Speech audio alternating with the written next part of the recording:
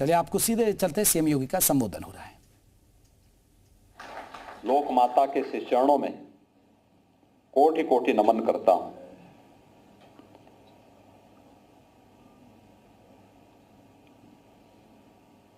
रामचरितमानस में बहुत अच्छी चौपाई है कि जहां सुमति तहां संपत्ति नाना, जहां कुमति तहां विपत्ति निधाना। आप अनुमान कर सकते हैं जहां सद्बुद्धि है, जहां सदाचार है,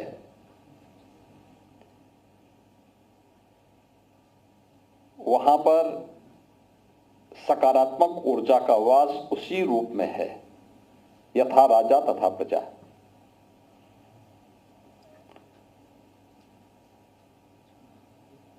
भारतीय संस्कृति सदैव से इस बात को मान्यता देती रही है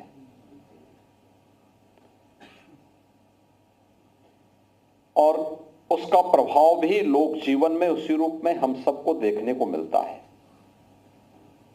देश वही, नेतृत्व बदला तो दुनिया के सामने भारत एक आदर्श व्यवस्था का शासक बन गया। प्रधानमंत्री मोदी जी के नेतृत्व में पिछले 11 वर्ष से हम इन बातों का अनुभव कर रहे हैं।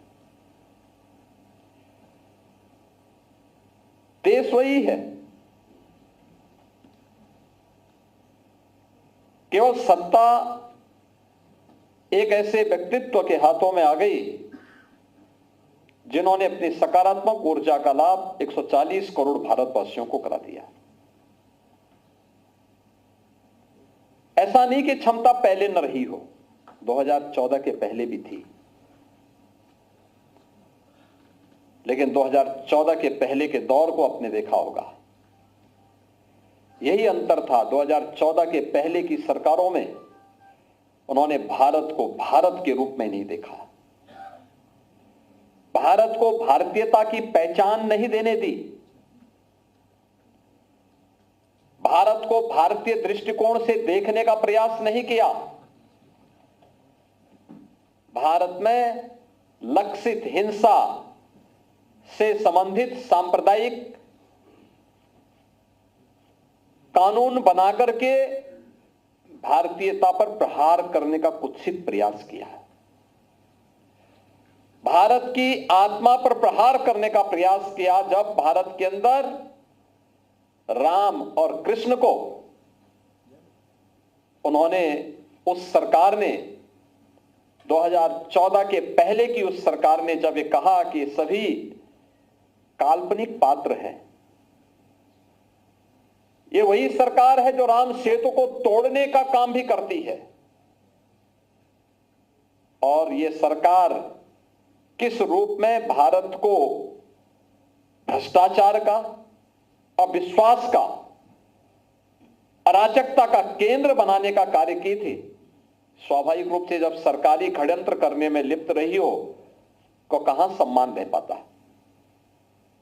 और वह नकारात्मक दौर से उभर करके जब देश 2014 में एक ऐसे व्यक्तित्व के हाथों में आया कि जिन्होंने नेशन फर्स्ट के भाव को 140 करोड़ नागरिकों के मन में पैदा करके एक बहुत छोटे से मंत्र के माध्यम से, सबका साथ और सबके विकास के मंत्र के माध्यम से देश को जोड़ने का काम किया। आज आप देख रहे होंगे यही भारत दौड़ता हुआ दिखाई देता है, वही भारत गर्व के साथ सीना तान करके चलता हुआ दिखाई देता है, वही भारत अपनी ऋषि परंपरा का भारत जो छेड़ता नहीं है, लेकिन अगर कोई छेड़ता है तो उसको छोड़ता भी नहीं है। ऑपरेशन सिंदूर ने इस बात को साबित किया। और जब भी भारत पर किसी ने हिमाकत की तो नया भारत उसका जवाब उसी रूप में करता है। सर्वांगीण विकास की अवधारणा, कौन सा ऐसा क्षेत्र है, क्या इंफ्रास्ट्रक्चर का, आज वर्ल्ड क्लास इंफ्रास्ट्रक्चर भारत के अंदर है, हाईवे के रूप में, एयरवे के रूप में, वाटरवे के रूप में, रेलवे नेटवर्क के रूप में, मेट्रो के रूप में, रैपिड रेल के रूप में, रोपवे के रूप में, यानी अलग अलग स्वरूप दिखाई दे रहे होंगे। सेमीकंडक्टर के बारे में कहा जाता है कि इस क्षेत्र में भारत 1962 से तैयारी कर रहा है, लेकिन कभी सफलता नहीं मिल पाई। इस क्षेत्र में सफलता तब मिली जब 2014 में मोदी जी देश के प्रधानमंत्री बने, और अब तो उत्तर प्रदेश में भी सेमीकंडक्टर के मैन्युफैक्चरिंग की कार्रवाई प्रारंभ होने जा रही है। उत्तर प्रदेश सरकार ने जो पॉलिसी बनाई थी उसके अंतर्गत यूनियन गवर्नमेंट ने आज उत्तर प्रदेश में उसकी भी अनुमति दे दी है। यानी आप कह सकते हैं कि तुलसीदास जी ने जो बात आज से सैकड़ों वर्ष पहले कही थी वह शासन व्यवस्था पर भी फिट बैठती है, और यह हमने लोकमाता अहिल्याबाई होलकर के संपूर्ण व्यक्तित्व और कृतित्व से हम सबको देखने को मिलता है। महाराष्ट्र के एक छोटे से गांव में एक सामान्य परिवार में उनका जन्म होता है 31 मई 1725 को।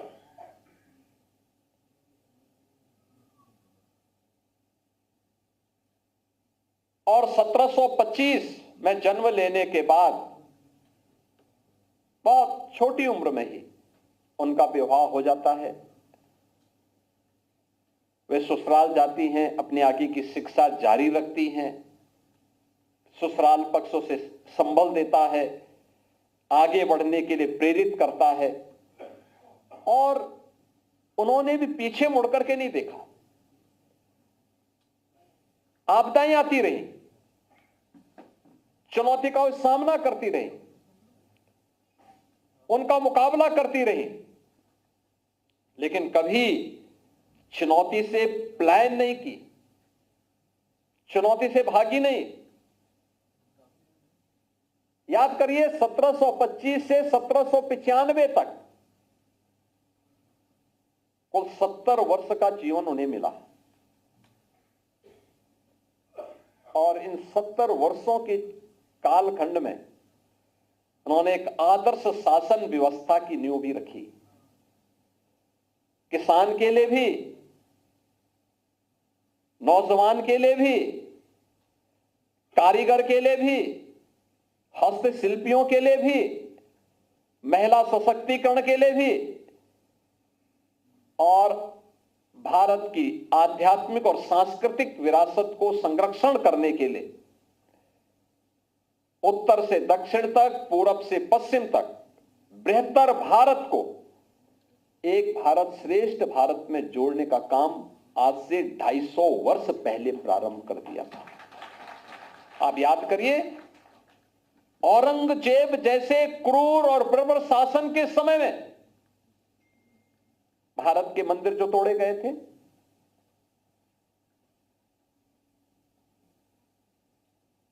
उससे पहले बाबर के समय में भारत के अंदर भारत की आस्था के प्रतीकों को जिस प्रकार से नष्ट कर दिया गया था,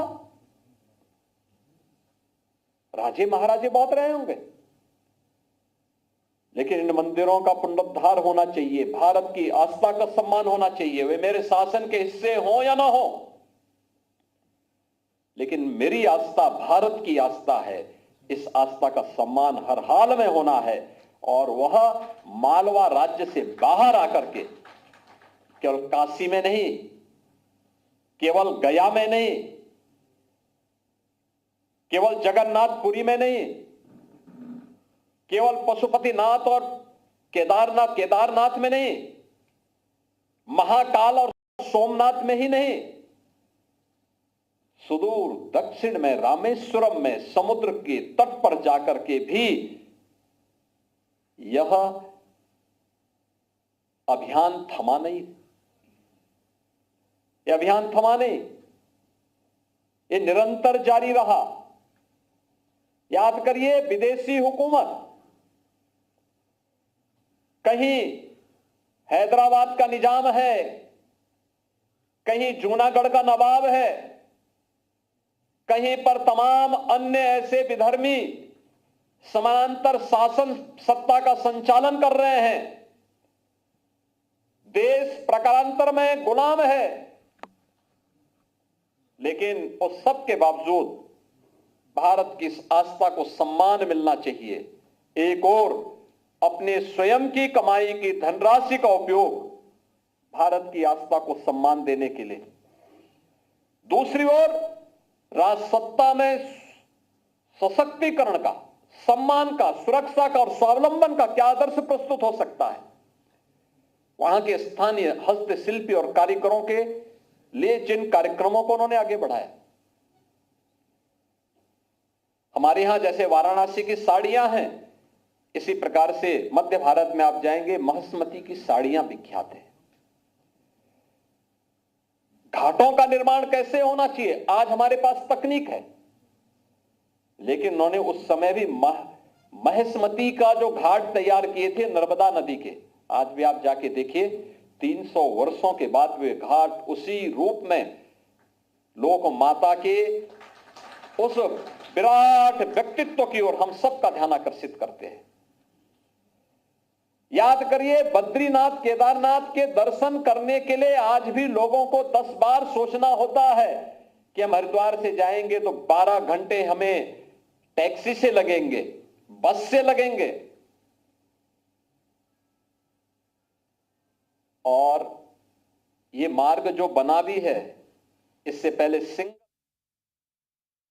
बार सोचना होता है कि हम हरिद्वार से जाएंगे तो 12 घंटे हमें टैक्सी से लगेंगे, बस से लगेंगे, और ये मार्ग जो बना भी है, इससे पहले सिंगल लेन का मार्ग वहां के लिए जो बना थे 1962 के बाद बना है, यानी मार्ग तब नहीं थे, तब पैदल मार्ग रहा होगा, और तब भी केदारनाथ धाम का निर्माण उन्होंने उस समय किया था। बद्रीनाथ मंदिर के सुंदरीकरण का काम उन्होंने उस कालखंड में किया था। पशुपतिनाथ मंदिर के लिए उन्होंने उस समय योगदान दिया था। जगन्नाथपुरी तक जाने के लिए काशी में काशी विश्वनाथ धाम, गया में गया जी तक जब पहुंच मार्ग नहीं थे, साधन नहीं थे, उस कालखंड में भी उन्होंने इस कार्य को किया था। लेकिन साथ साथ किसानों के लिए भी कार्य होना है, उनके सम्मान के लिए भी कार्य करना है, और शासन पद्धति कैसे चलनी चाहिए, यह उस समय की आदर्श व्यवस्था के माध्यम से लोक माता अहिल्याबाई होलकर ने दिया था। बहनों और भाइयों, लोक माता अहिल्याबाई होलकर के इस विराट व्यक्तित्व के प्रति कृतज्ञता ज्ञापित करने के लिए आज आदरणीय प्रधानमंत्री जी की प्रेरणा से पूरे देश के अंदर एक कार्यक्रम प्रारंभ हुए हैं, जिन्हें 21 मई से 31 मई तक एक बड़े अभियान के तहत हमें हर एक स्तर पर लेके जाना है। आदरणीय प्रधानमंत्री जी की प्रेरणा से, लोक माता अहिल्याबाई होलकर के ही उस प्रेरणादायी व्यक्तित्व का परिणाम है कि आज हम महिला सशक्तिकरण के लिए कुछ कर पा रहे हैं। बेटी बचाओ बेटी पढ़ाओ का अभियान हो, मातृ वंदना का अभियान हो, नारी वंदन अधिनियम के माध्यम से विधायिका में वह 1/3 प्रतिनिधित्व देने का कार्यक्रम हो, या फिर जीवन के प्रत्येक क्षेत्र में उनके सशक्तिकरण के लिए किए जाने वाले अभियान। प्रदेश में मुख्यमंत्री कन्या सुमंगला योजना हो या मुख्यमंत्री सामूहिक विवाह की योजना, उत्तर प्रदेश पुलिस बल में महिलाओं को 20% अनिवार्य आरक्षण की व्यवस्था का कार्यक्रम हो, या बीसी सखी के माध्यम से प्रत्येक ग्राम पंचायत में बैंकिंग की सुविधा उपलब्ध कराने का कार्यक्रम, लखपति दीदी के प्रधानमंत्री मोदी जी का अभियान हो, या फिर जीवन के प्रत्येक क्षेत्र में मिशन शक्ति के इस अभियान के माध्यम से चल रहे कार्यक्रम, महिलाओं को जहां पर वह निवास कर रही है उसका मालिकाना अधिकार मिले, प्रधानमंत्री स्वामित्व योजना के माध्यम से देश के अंदर 3 करोड़ परिवारों को, और अकेले उत्तर प्रदेश में 1 करोड़ से अधिक परिवारों को अब तक घरौनी के माध्यम से उसका मालिकाना अधिकार देने का काम इस डबल इंजन की सरकार के द्वारा किया गया। और यह हमारे लिए एक अवसर है जब हम समाज के अंतिम पायदान पर बैठे हुए लोगों तक महिला सशक्तिकरण और मिशन शक्ति के इस कार्यक्रम को लोक माता अहिल्याबाई होलकर के प्रति अपनी कृतज्ञता ज्ञापित करने के क्रम में इसको आगे बढ़ाएं। हम लोगों ने इस बार के बजट में इस बात की व्यवस्था भी की है। लोक माता अहिल्याबाई होलकर के नाम पर कामकाजी महिलाओं के लिए वर्किंग हॉस्टल के निर्माण के लिए 7 स्थानों पर उत्तर प्रदेश के अंदर हम लोग वर्तमान में इस कार्यक्रम को लेके जा रहे हैं। और आज के इस अवसर पर मुझे बताते हुए प्रसन्नता है। मित्रों, जब हम महापुरुषों की बात होती है, महापुरुषों का योगदान अविस्मरणीय है। उन्हें बांटा नहीं जा सकता, उन्हें जाति, मत, मजहब, क्षेत्र, भाषा के आधार पर नहीं बांटा जा सकता, लेकिन दुर्भाग्य से पिछली सरकारों के द्वारा किया गया। आप याद करिए, औरैया में एक राजकीय डिग्री कॉलेज था, लोक माता अहिल्याबाई होलकर के नाम पे। समाजवादी पार्टी की सरकार ने उस डिग्री कॉलेज का नाम बदल दिया था। और आज मुझे घोषणा करते हुए प्रसन्नता की अनुभूति हो रही है कि उसी औरैया में हम राजकीय मेडिकल कॉलेज का नामकरण लोक माता अहिल्याबाई होलकर के नाम पे करेंगे।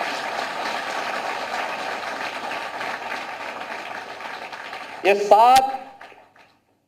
सात वर्किंग हॉस्टल भी लोक माता अहिल्याबाई होलकर के नाम पर ही समर्पित होंगे और मेडिकल कॉलेज का नामकरण भी लोक माता अहिल्याबाई होलकर के नाम पर ही होंगे। महिला सशक्तिकरण और मिशन शक्ति के इन कार्यक्रमों को हमें 31 मई तक के कार्यक्रम में हर एक स्तर पर जाकर के कार्यक्रम को आगे बढ़ाना है। संगठन की योजना रचना भी है और सरकार के मंत्रीगण भी अपने अपने प्रभारी जनपदों में जाकर जनपद स्तर की बैठक लेकर जनपद स्तर का कार्यक्रम, मंडल स्तर के कार्यक्रम, नगर निकायों के स्तर पर कार्यक्रम, सेक्टर स्तर के कार्यक्रमों की रचना बना करके और गोष्ठियों के माध्यम से अगर हम इन कार्यक्रमों को लेकर के आगे जाएंगे तो लोक माता अहिल्याबाई होलकर का यह व्यक्तित्व और कृतित्व वर्तमान पीढ़ी के लिए एक नई प्रेरणा और एक नया प्रकाश होगा। भारत के अंदर नारी शक्ति ने हर उस वक्त में, संकट के उस दौर में समाज को एक नई दिशा दी है। लोक माता अहिल्याबाई होलकर की प्रेरणा आज से 250-300 वर्ष पहले समाज के लिए एक आदर्श उदाहरण प्रस्तुत कर गई। 1857 की क्रांति की ज्वाला बनी, रणचंडी बनी झांसी की रानी लक्ष्मीबाई। कौन ऐसा भारतीय होगा जो उनके वीरांगना भाव के कारण प्रभावित न होता हो। और ये हमारा सौभाग्य है कि हमारी सरकार को भारत की उन 3 वीरांगना देवियों के नाम पर, जिन्होंने अपने शौर्य और पराक्रम से विदेशी दासता से मुक्ति प्रदान करने के लिए इस कार्यक्रम को आगे बढ़ाया, जिसमें वीरांगना अवंती बाई, वीरांगना झलकारी भाई और वीरांगना, ये 3 अलग अलग वीरांगनाओं के नाम पर हम लोगों ने उत्तर प्रदेश महिला पीएसी की 3 नई बटालियन का गठन भी उत्तर प्रदेश के अंदर किया है, जिसमें अवंतीबाई जी के नाम पे बदायूं में, झलकारी बाई, वीरांगना झलकारी बाई के नाम पर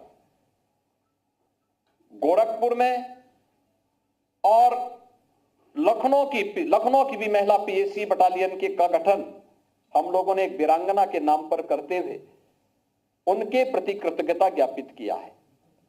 मित्रों, यह कार्यक्रम हमारा इसी रूप में अनवरत आगे बढ़ता रहे, इसके लिए हर स्तर पर जाकर के अगले 10 दिन के इस कार्यक्रम को हम बड़े पैमाने पर सफलतापूर्वक आगे बढ़ा करके लोक माता अहिल्याबाई होलकर के त्रिशताब्दी महोत्सव को हम इसी भाव के साथ आगे बढ़ाएंगे।